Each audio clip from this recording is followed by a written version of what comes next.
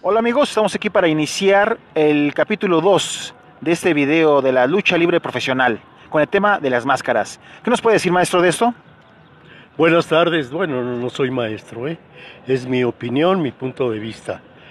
Pero veo, ¿es la misma persona o perdió la máscara ayer? Ya la perdí en una lucha cuerpo a cuerpo con mi mujer. Ah, no, ahí es. Ahí no hay ni empate, ni revancha. Lo entiendo. A una sola caída, lo peor. Sí, es lo peor, ahí quedó. Bueno, qué bueno que fue una sola caída y viene usted íntegro. Bueno amigos, pues buenas tardes nuevamente aquí, con mucho gusto de compartir en este bonito escenario. Hablábamos ayer del origen de la máscara en la lucha libre profesional. No se inició aquí en México, como todo, pues viene de allá de Estados Unidos. Y el motivo de los primeros enmascarados allá fue el siguiente. Estamos en el contexto de la Gran Depresión económica de fines de los años 20. Se inició en el 29. Entonces, como estábamos hablando tras la cámara, Oklahoma, el estado de Oklahoma en Estados Unidos, al menos en aquel tiempo y por mucho tiempo, hasta los 60s, cuando yo fui luchador olímpico, Oklahoma era semillero de grandes luchadores, de lucha intercolegial, a rendir. Por cierto, el profesor Raúl Romero me regaló, de entre sus experiencias, que al hacer el reglamento para que siguieran compitiendo los muchachos, quitaron muchas cosas para que los muchachos no se lastimaran tanto. Bueno, entonces viene la depresión y aquellos muchachos que eran universitarios, que practicaban la lucha, se tuvieron que dedicarse a otras cosas, a lo que fuera, con tal de sobrevivir en aquella terrible época. Y como eran luchadores intercolegiales, pues se fueron a la lucha profesional.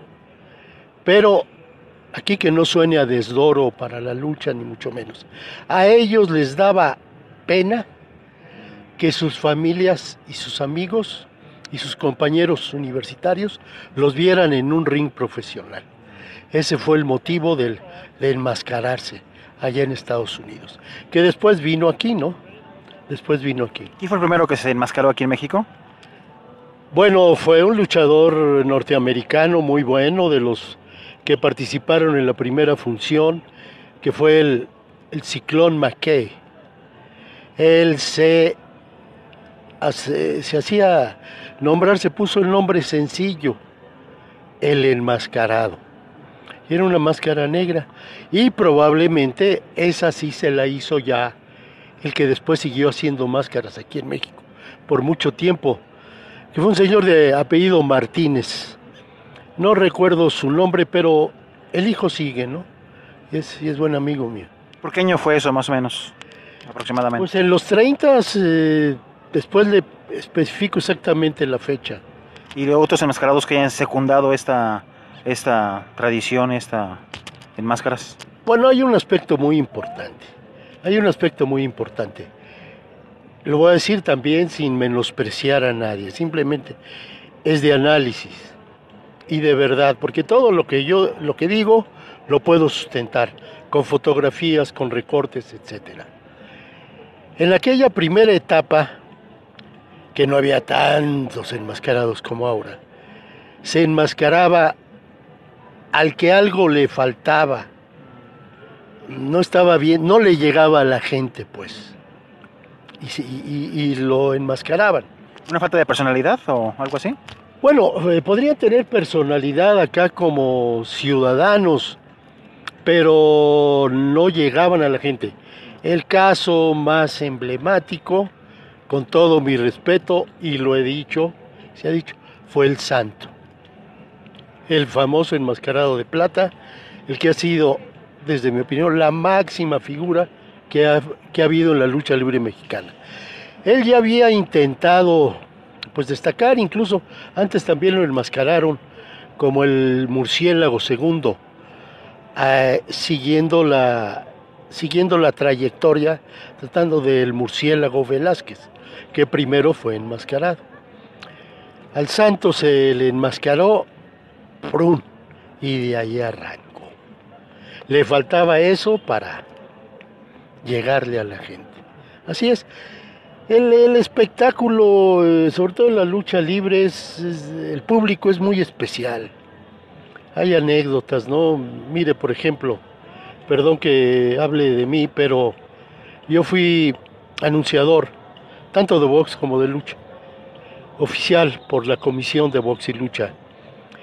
Y también fui en el toreo, fui el anunciador de planta. Les voy a contar rápido esto. Un día bajando del ring, un amigo me dice, oye, ¿cómo eres alburero? Yo el albur no lo practico, quizá por pereza. Digo, no me interesa. Le dije, no, pues no me di cuenta. No, pues es que hiciste esto y esto y esto. Y analicé. Entonces, a partir de ahí, subí al toreo de Cuatro Caminos y decía lo siguiente, para empezar a calentar a la gente. Respetable público, muy buenas tardes. Ya sabe, lamentada. Le saluda respetuosamente su amigo Fito Bonales, con más intensidad. Y ya lo que seguía era, e igualmente les desea una gran tarde de lucha libre. Y la gente aplaudía con bravo. Así es la gente. Así es la gente. Les encanta. Algo que les gusta, ellos van a la catarsis o al descargo, a divertirse. El público así es, no sabe, no hay reglas escritas, ¿no? Por ejemplo, a un gran luchador lo he mencionado y lo seguiré mencionando, René Guajardo, René el Copetes Guajardo, hablo de década de los 50, no pegaba. Ya había pegado el que fue su gran pareja después, Karloff Lagarde, pero René no le faltaba algo. Y pensaban enmascararlo. Qué bueno que no lo hicieron, porque a René le bastó con el peinado, el copete a la Tony Curtis, etcétera, volverse rudo, y de ahí pegó. Hubiera sido un error enmascararlo, porque él representaba al rudo arrogante, altivo, combativo. Nunca lo vi hacer una payasada, ni reírse abajo del ring. ¿Qué máscaras puede decirnos que son las más populares, las más que pegaron en aquellos tiempos? Bueno, pues el principio, hubo un enmascarado magnífico que fue Daniel Aldana, que fue The Grey Shadow, la sombra gris, ¿no? Él era completo, peso completo. El Coco, literalmente, del primer ídolo que hubo en México sin máscara, que fue Firpo Segura. Él fue boxeador y emigró a la lucha y fue el primer ídolo. Después, pues está el Santo. Del Santo se puede hablar antes y después del Santo. Pues surgieron varios que pegaron mucho. Pues uno de ellos podríamos decir es el Rayo de Jalisco. El Rayo de Jalisco, magnífico luchador, pero pues era poco agraciado, podríamos decir, ¿no? Y hay otra anécdota, un promotor que tenía mucha chispa, que era Elías Simón Curi, que fue el promotor en Guadalajara por mucho tiempo, tenía el Progreso, ahí lo tenía en su elenco. El elenco aquel lo conformaba por la situación. Iban y se refugiaban ahí muchas estrellas que estaban fuera de la empresa, que no luchaban con Luterot. Y entonces desde la primera lucha veía uno de estrellas. Pues a él, por ironía, pues porque era muy morenito, era era de Milpalta o de Xochimilco, ¿no? Y de una gran familia de luchadores. Aquel promotor le puso Doc Curtis, haciendo alusión a Tony Curtis, ¿verdad? Lo enmascararon y, claro, ya con mayor físico. Él se decía que es el que podía haber suplido al Santo en cuanto al carisma, porque lo que hacía la gente se encendía. Aunque debo decir, él debe de vivir, ojalá y nos escuche. Él incluso hacía payasadas, pues, pero la gente todo se lo festejaba. Hubo también, pues, un Huracán Ramírez. Ese personaje nació más bien en el cine. El Huracán Ramírez tiene su historia, esa máscara, porque al primero que enmascararon fue un luchador español, muy galán él, que trabajó mucho en el cine, que era Eduardo Bonada. Le apodaban el Tarzán español. Pero la máscara ese personaje que había nacido en el cine, era un relajo en la lucha, porque se la pasaban de Bonada a Osés, que era otro español que también incursionó mucho en el cine, incluso fue argumentista, trabajó mucho con el Santo. Y por ejemplo, Bonada, pues como era muy guapo, le estorbaba la máscara, y a veces al final de la lucha se la quitaba para que las mujeres lo vieran, ¿no? Entonces no había orden, hasta que la tomó Daniel García, gran amigo mío, en paz descanse también. Él la tomó y él le dio nombre a esa máscara. Pero, pues por ahí intervinieron otros intereses y él descubrió tarde, cuando él quiso imponer condiciones, hizo películas también, que el nombre no le pertenecía a él, sino que el que había iniciado las películas, que era alguno de los hermanos Rodríguez, Joselito Rodríguez creo, le demostró que él no era el dueño de la máscara, y que el dueño era él, y que él podía enmascarar a cualquier otro, y así lo hizo. Entonces el buen Daniel, ante eso, pues se tuvo que desenmascarar en varias plazas. Es el Huracán Ramírez. ¿Para decir soy yo? ¿Para qué? ¿Perdón? Para decir soy yo, el de la máscara, soy... Pues ya no tanto, porque legalmente lo tenía perdido, ¿no? Pero como para amortiguar un poco el impacto de que otros pudieran tener, que nunca fue lo mismo. Hubo otro por ahí, el Espectro. Nada más que el Espectro sufrió un grave accidente, porque lo clavaron de cabeza y de ahí pues se le afectó el cerebro, males neurológicos, y se tuvo que retirar. Y también ya la empresa mexicana de lucha libre, o sea, Luterot, lo que ahora es el Consejo Mundial, pues le propuso: destápate en varias plazas y te doy tanto dinero por cada destapado. Aunque después hubo otros espectros, pero ya no fue lo mismo. Ya no fue lo mismo. ¿Y qué me puede comentar de las anécdotas de las máscaras? Por ejemplo, en este caso, gente que usurpó, ¿nunca usurpó a alguien a otra persona? Sí, cómo no. La máscara tapaba la cara, entonces podían aprovechar eso. Por ahí hay todo un filón que es respecto al Santo. Ah, ok. Respecto al Santo, pues como era mucho jalón de taquilla, algunas plazas que estaban bajas o hacían una promoción lejos, pues imagínense los 50. Lo hicieron en Sudamérica, incluso lo voy a decir porque él lo decía. Era un gran luchador, que fue Pedro Bolaños, fue mi compadre, pero después aquí se enmascaró como el Caballero Tigre. Pues él allá por Sudamérica, creo que fue en Perú, en Colombia, no sé, no podría precisar en este momento, pero fue en Sudamérica.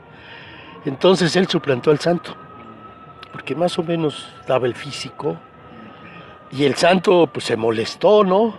Pero nada más que Pedro era muy chispeante, fue un buen comerciante, tenía aquí una tienda de armas aquí En Donceles ya desapareció, por eso no es publicidad gratuita.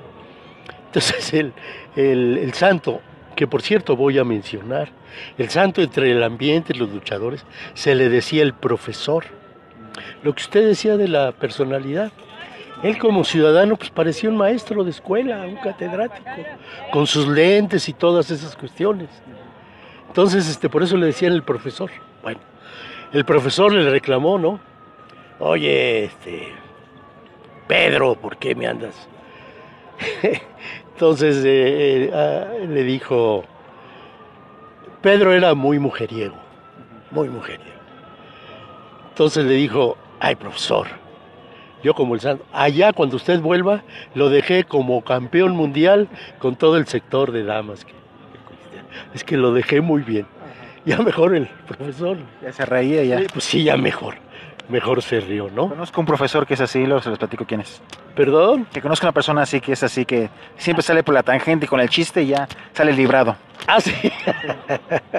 Bueno, sin decir nombres. Sin decir nombres. Lo suplantó también un luchador que fue muy buen luchador, pero nunca, incluso era un galanazo, se ponía el Alex Romano, de allá de Monterrey, primo de otro magnífico luchador, de los buenos que se llamó Rolando Vera. Ese lo suplantó allá en la costa del Pacífico. Y pues ellos fueron los principales, ¿no? Incluso Rolando Vera, que se retiró casi hasta los 80 años, guardando una gran condición física, él al final de su carrera, después se la quitó, se puso Spirit, del personaje, ¿no? De los cómics o algo así. Pero pues como alguien le decía, pues ¿para qué te enmascaras, Rolando? Si como Rolando tienes más nombre, ¿no? Y más arraigo. Bueno, voy a mencionar una anécdota sin decir el nombre. El luchador, como a todos los gremios, le ha gustado mucho la fiesta. Y hay algunos que eran muy parranderos, ¿no? Y un día llegó uno a la arena allá en Ciudad Juárez, y llegó después de una parranda terrible de un día y llevaba la máscara en la bolsa, ¿no? Y quiso entrar y lo pararon. ¿Y usted quién es? Viejo pelón, porque usted estaba calvo. ¿Qué? Yo soy fulano de tal. Y se sacó la máscara. Entonces ya lo dejaron entrar, ¿no?